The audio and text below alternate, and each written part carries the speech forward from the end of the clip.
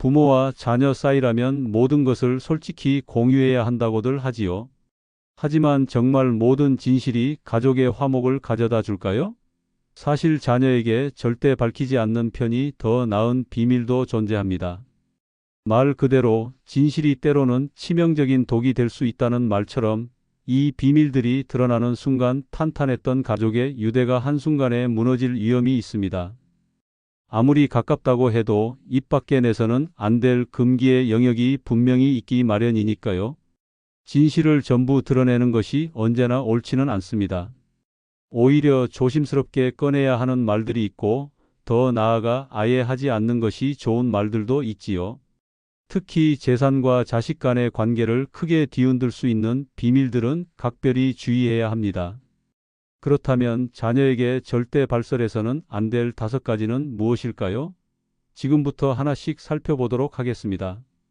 이 5가지를 미리 알고 조심하시면 스스로를 지키면서도 가족의 화목을 지키는 길이 열릴 것입니다.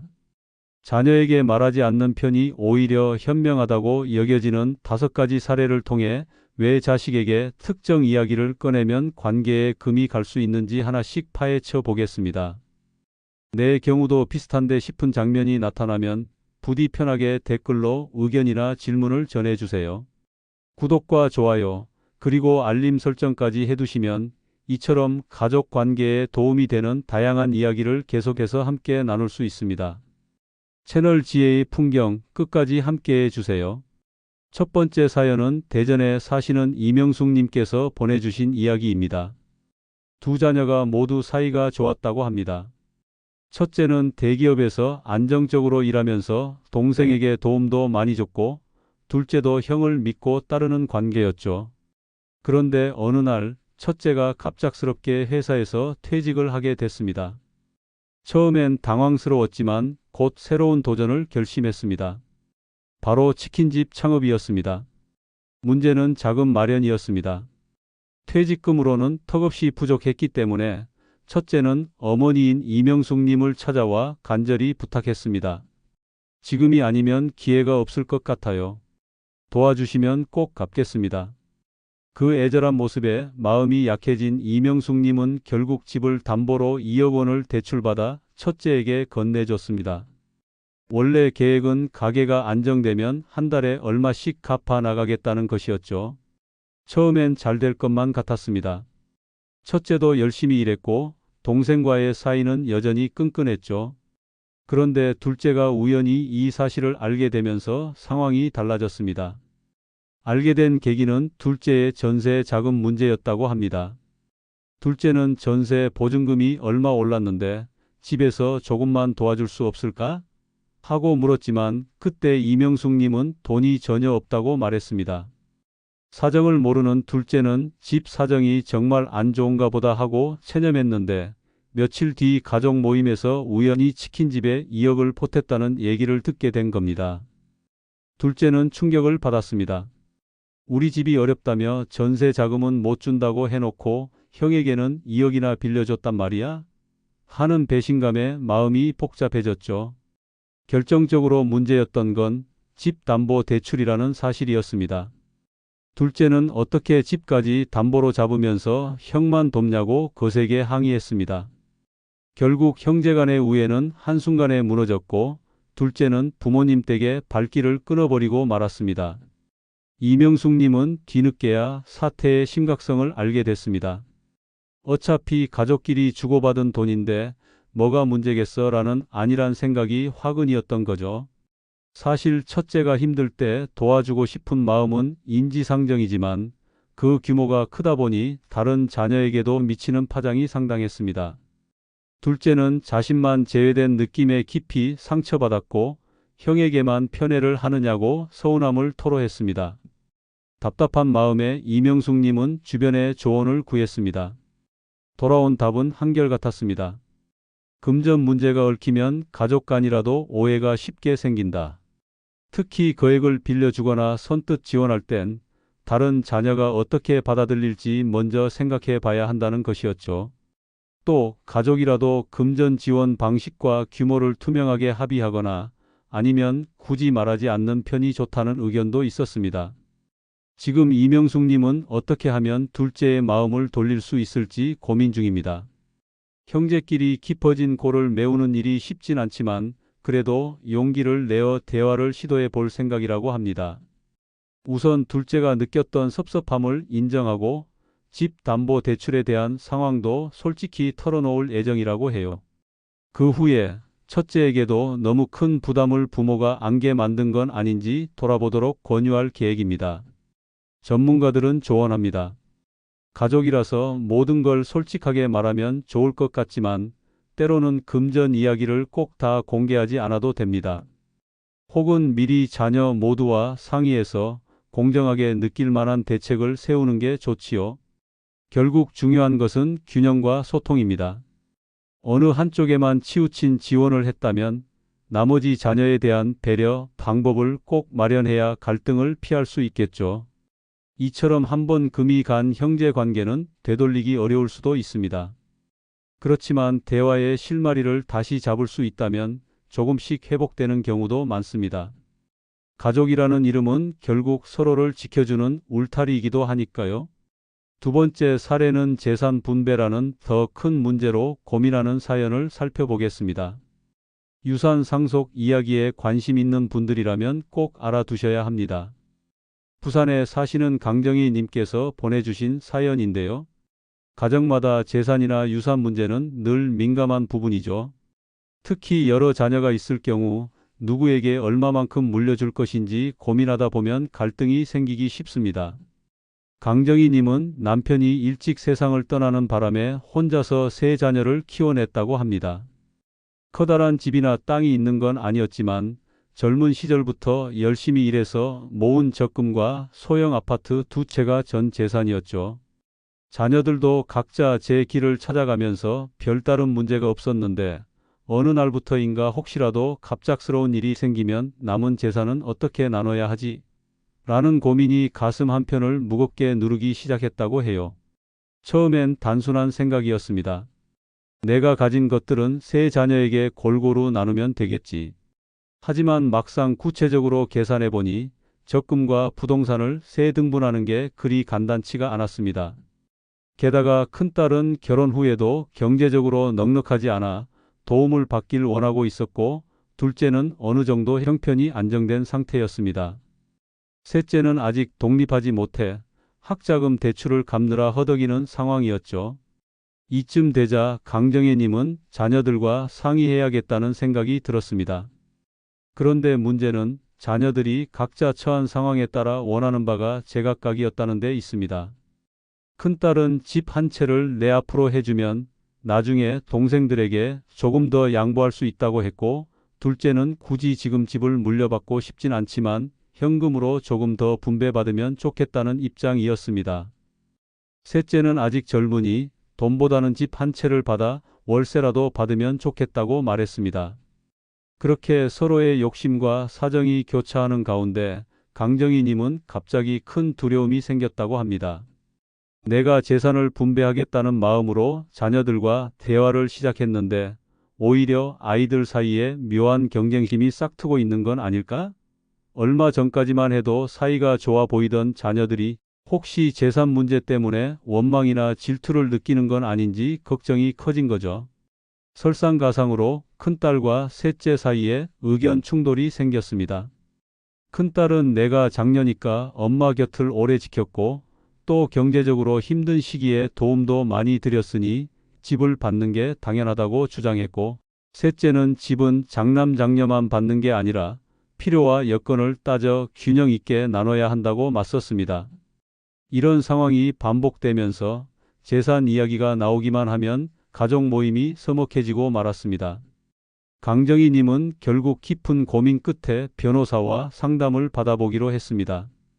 재산 분배 계획을 서류로 명확하게 남겨두되 자녀들에게 꼭 필요한 부분이 무엇인지 함께 논의해 보라는 조언을 들었죠. 변호사는 특히 유언장이나 유산 상속 서류를 미리 작성해 두면 법적 분쟁으로 이어지는 일이 훨씬 줄어든다고 말했습니다. 그리고 가족회의를 공식적으로 열어 공정하게 이야기 나누는 시간을 가져보라고 권유했죠. 하지만 더 중요한 조언이 있었습니다. 분배의 기준을 명확히 세운 뒤 가급적 자세한 내역은 한꺼번에 공개하지 않는 게 좋을 수도 있습니다. 괜히 누가 얼마를 더 가져간다는 식의 비교가 시작되면 형제 간 갈등이 증폭되는 경우가 많아요. 즉, 미리 자녀들의 의견을 들어 큰 틀에서의 계획은 공유하되 세세한 금액이나 재산 처분 방법은 본인이 불편하지 않을 선에서 정리하는 것이 좋다는 겁니다. 강정희님은 이 조언에 따라 자녀 각각에게 정말 어떤 부분이 가장 필요하니? 라고 개별적으로 묻고 실제 서류나 금액을 구체적으로 다 까발리지 않는 쪽을 택했습니다.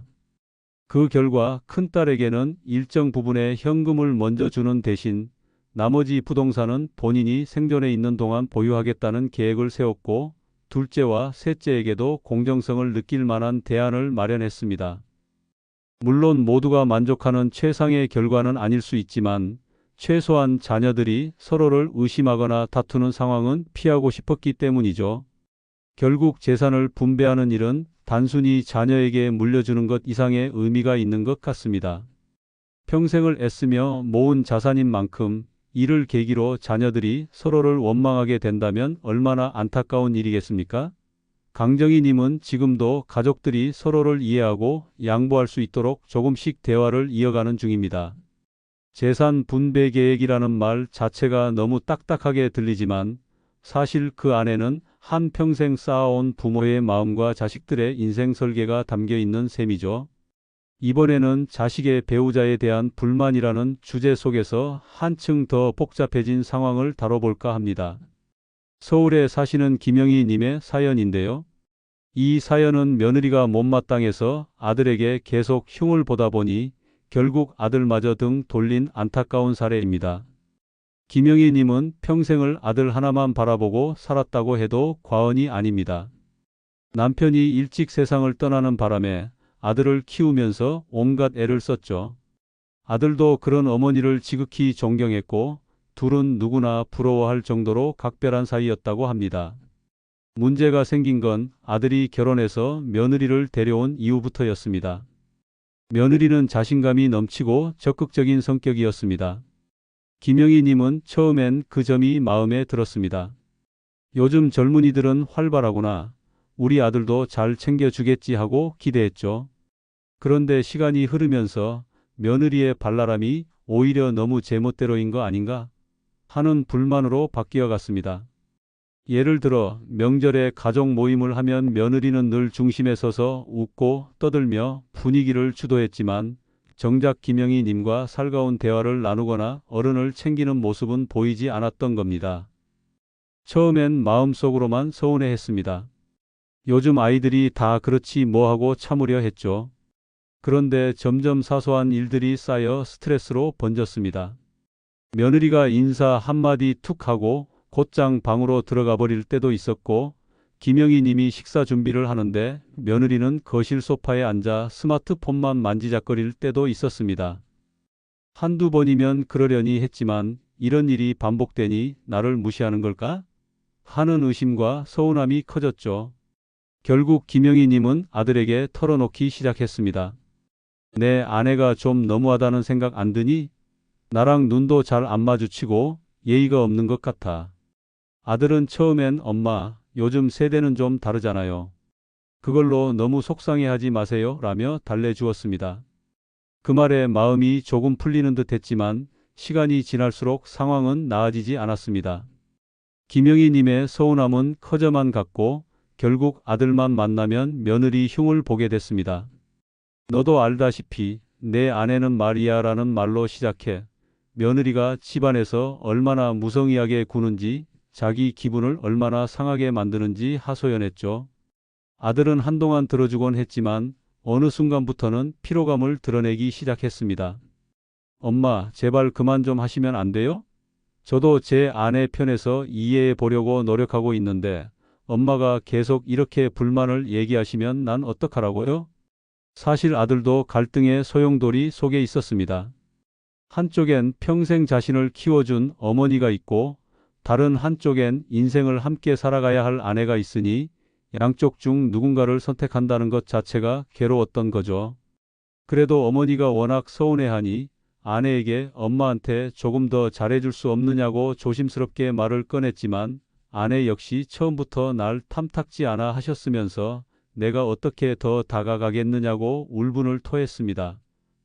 결국 두 사람 사이에서 이러지도 저러지도 못하던 아들은 어느 날 폭발해 버렸습니다.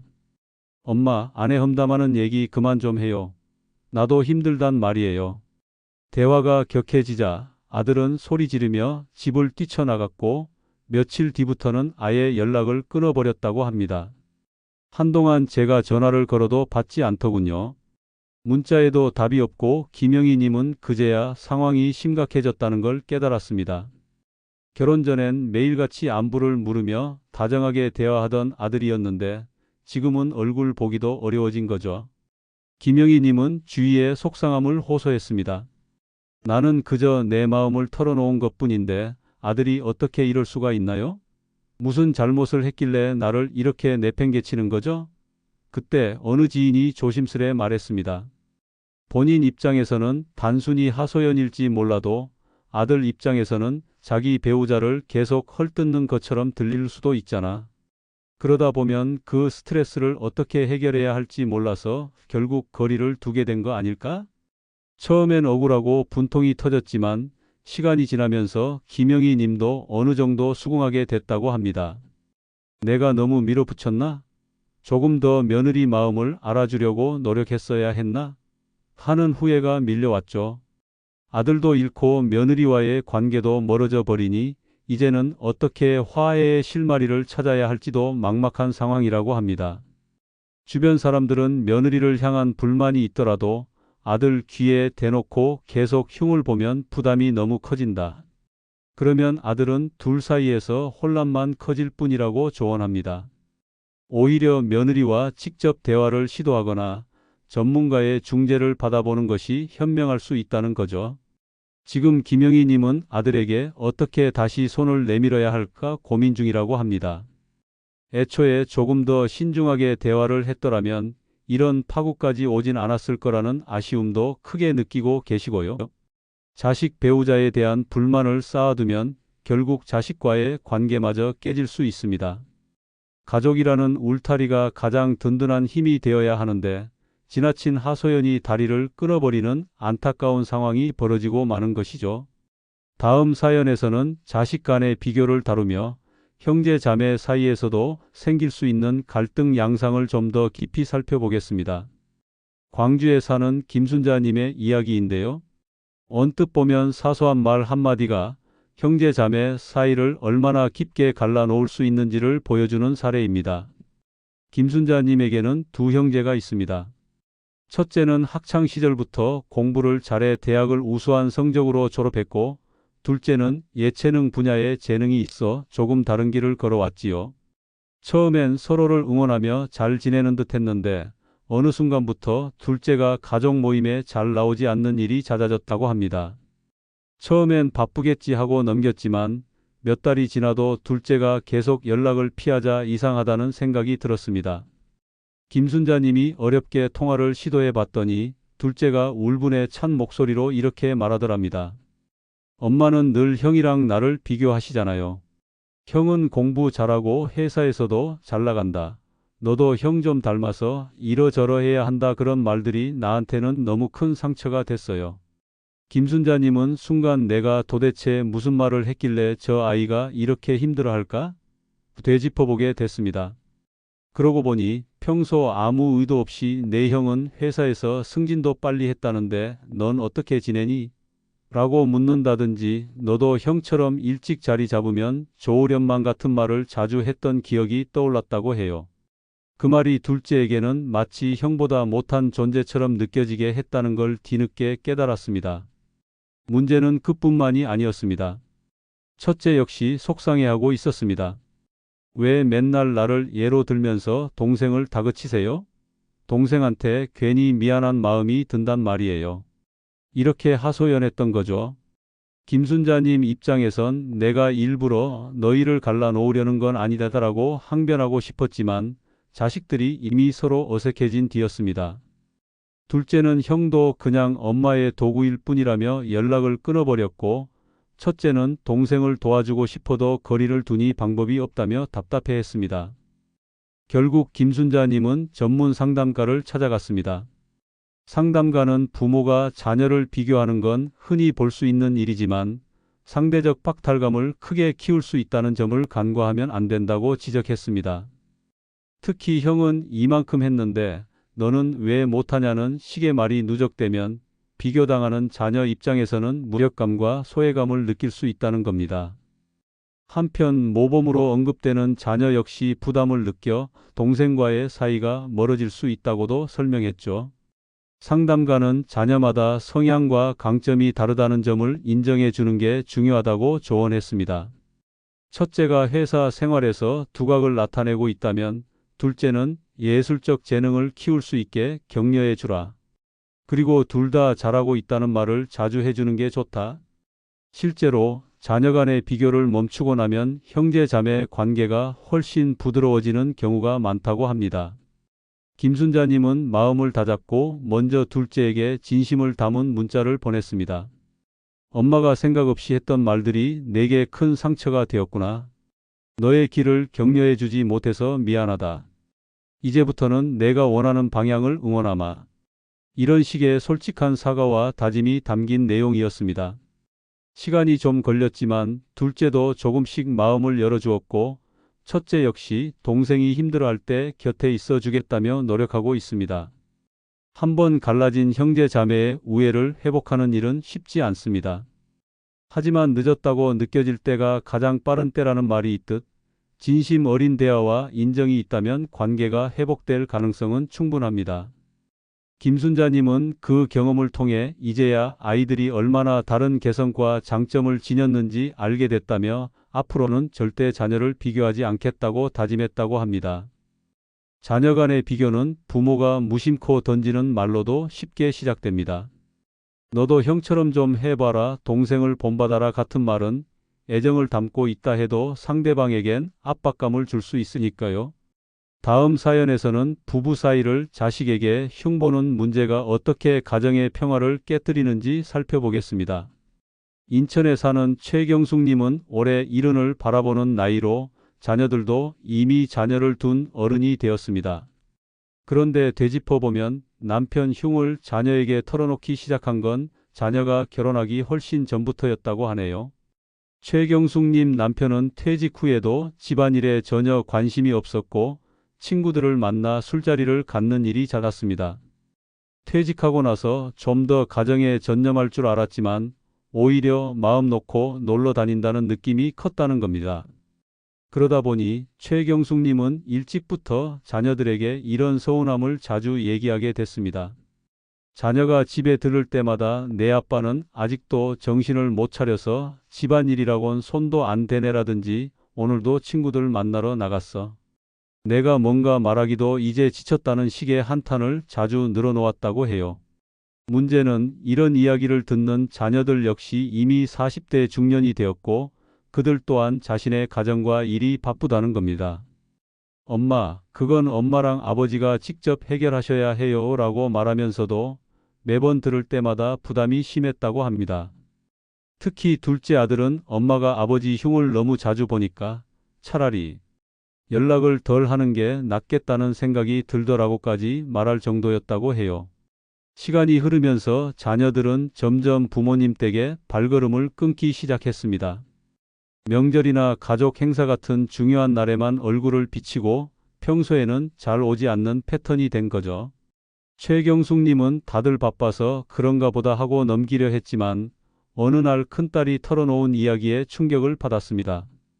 딸이 엄마, 우리도 엄마 얘기 들어줄 수 있는데 한계가 있어요. 아버지한테 서운한 건 엄마가 직접 풀어야지 왜 우리한테 매번 하소연하세요? 라고 하며 눈물을 흘렸다는 겁니다. 그 말을 듣고 보니 최경숙 님도 내가 너무 아이들에게 하소연만 했나? 싶은 생각이 들었다고 합니다. 그런데 그 시점에 남편이 우연히 이런 사실을 알게 되면서 가족 갈등이 더욱 심화되었습니다. 어느 날 손주 돌잔치 자리에서 남편은 둘째 아들이 조심스럽게 아버지, 엄마가 많이 서운해하시니 집에서도 조금만 더 신경 써주세요 라는 말을 건네는 걸 듣게 됐습니다. 남편은 그 순간 내가 그렇게까지 원망받고 있었단 말이야? 하고 눈이 휘둥그레지더니 돌잔치가 끝나기도 전에 자리를 팍 차고 나가 버렸다는 겁니다. 그날 이후로 남편은 자식들까지 내 험담을 들으며 나를 무시한다고 여기며 집안 분위기에 완전히 등을 돌려버렸습니다. 자녀들도 씁쓸해했죠. 한편으로는 아버지의 태도에 실망하면서도 어머니가 끊임없이 불만을 표출해온 것이 결국 이 사달을 키웠다는 생각을 떨칠 수 없었습니다. 최경숙님은 자녀들에게 너무 미안했고 동시에 남편과도 대화가 단절돼 버려 우울감이 심해졌다고 합니다. 주변 사람들은 한결같이 조언했습니다. 부부 문제가 있을 때 자녀들에게 그 불만을 전부 털어놓는 건 때로 역효과가 날 수 있다. 자식 입장에선 중재자 역할을 해야 하나 싶다가도 어느 순간엔 부모님이 직접 해결하셔야지 왜 우리에게 푸시지? 하고 지쳐버릴 수 있다. 결국 최경숙님은 뒤늦게나마 남편과 직접 대화를 시도해야겠다고 생각했습니다. 오랜만에 차 한잔 나누며 당신이 술자리 좋아하는 거나 자유로운 성격을 알지만 내가 너무 외롭고 서운해서 아이들한테 힘든 말을 털어놓았었다. 미안하게 생각한다고 솔직하게 털어놨다고 해요. 남편도 완전히 마음을 연 것은 아니지만 적어도 자녀들에겐 이제 우리 갈등을 자꾸 말하지 않도록 서로 노력하자고는 합의했다고 합니다. 전문가들은 말합니다. 가족이라도 특히 부부간 갈등은 가능한 한 둘이서 해결해야 한다. 아이들은 이미 나이가 많다고 해도 부모님의 감정 쓰레기통이 되어버리면 결국 부모 모두와의 관계가 삐걱거리기 쉽다. 이 말을 깨닫고 나서야 최경숙님은 자녀들에게 더 이상 남편 이야기를 하지 않으려 애쓰고 있고 남편도 조금씩 집안일을 도우며 갈등을 완화하려 노력 중이라고 전해집니다. 이번 사례에서 알 수 있듯이 배우자에 대한 비난을 자녀에게 장기간 노출하면 가족 전체가 서로에게 마음의 문을 닫게 될 수 있습니다. 물론 힘든 상황에서 의지하고 싶은 마음은 이해하지만 오히려 자녀와 배우자 둘 다를 잃는 결과가 될 수도 있다는 점 꼭 명심해 주시길 바랍니다. 지금까지 여러 사례를 통해 자식에게 말하면 안 되는 5가지를 살펴보았는데요. 이제 그 핵심 내용만 깔끔하게 정리해 드리겠습니다. 방송 끝까지 함께 해 주시면 가족 관계에 도움이 될 만한 깨달음을 얻으실 수 있을 거예요. 먼저 첫 번째는 바로 한 자녀에게만 치우친 금전 지원입니다. 예컨대 한 자녀에게 큰 돈을 보태주거나 집 담보 대출로 자금을 마련해 준 사실을 다른 자녀가 알게 되면 서운함이 쌓이면서 형제간 관계가 한순간에 나빠질 수 있습니다. 상대적 박탈감을 느끼기 쉽기 때문이죠. 실제 사례에서도 형제 중 한 명만 몰래 거액을 받아 창업을 했다가 집안 분위기가 무너졌었죠. 가족이라고 해도 경제 문제만큼은 상당히 예민하다는 점 다시금 떠올리게 합니다. 두 번째는 구체적인 재산 분배 계획입니다. 재산 이야기는 나누면 나눌수록 자녀 각자의 기대치나 욕심 혹은 소외감이 표출될 위험이 있습니다. 일부 사례에선 집을 누가 물려받을 것인가를 두고 형제 간 갈등이 폭발하곤 했죠. 상의는 필요하더라도 세세한 금액이나 조건까지 전부 털어놓으면 오히려 다툼이 심해질 수 있다는 점이 문제입니다. 그리고 세 번째, 자식의 배우자에 대한 불만을 자녀에게 직접 털어놓는 것. 흔히 며느리나 사위가 마음에 들지 않을 때 자녀에게 흉을 보는 경우가 있는데요. 이런 말이 반복되면 자녀는 배우자와 부모 사이에 낀 채 부담감과 스트레스를 크게 느끼게 됩니다. 나중엔 자녀마저 부모에게 등 돌리는 사례도 드물지 않죠. 말 한 번 잘못하면 결국 가족 간 소통의 다리가 끊어질 수 있다는 점이 참 안타깝습니다. 네 번째는 자식들 간의 비교입니다. 형은 이만큼 해냈는데 너는 왜 못하니? 동생은 이런 점이 훌륭한데 넌 왜 안 따라가니? 같은 말들 정말 흔하게 쓰이는데요. 이런 비교가 누적되면 비교당하는 쪽은 열등감이나 분노를 느끼고 비교되는 쪽도 죄책감을 가질 수 있습니다. 결국 형제 자매의 사이가 어색해지면서 서로를 피하게 되죠. 마지막 5번째는 배우자 비난을 자녀에게 털어놓는 말입니다. 부부 사이에서 생긴 갈등을 자녀에게 전부 토로하면 자녀는 누구를 편들어야 할지 몰라 난감해지고요. 반복될수록 자녀와의 관계까지 악화될 수 있습니다. 부모님은 직접 문제를 풀어야 하는데 왜 우리에게 하소연만 하실까? 하고 서운함을 갖게 되는 거죠. 이처럼 가족은 가까울수록 말 한마디에 쉽게 상처받고 갈라지기도 합니다. 우리가 무심코 던진 말이 쌓여서 오랜 시간 뒤에야 파국을 불러올 수도 있으니까요. 중요한 건 굳이 말하지 않아도 되는 부분은 신중하게 삼가는 태도, 그리고 자녀 사이에 혹은 배우자 관계에서 언쟁이 생기지 않도록 조심하는 마음가짐입니다. 오늘은 자식에게 절대 말하면 안 되는 5가지를 최종적으로 정리해 드렸습니다. 한 번쯤 되돌아보며 혹시 내가 자녀에게 불필요한 말을 하진 않았나 생각해 보시면 좋겠습니다. 이 방송이 작게나마 도움이 되었다면 구독과 좋아요, 그리고 알림 설정까지 꼭 눌러주세요. 여러분의 작은 관심이 더 나은 방송을 만들어 가는 원동력이 됩니다. 지금까지 함께 해 주셔서 감사합니다.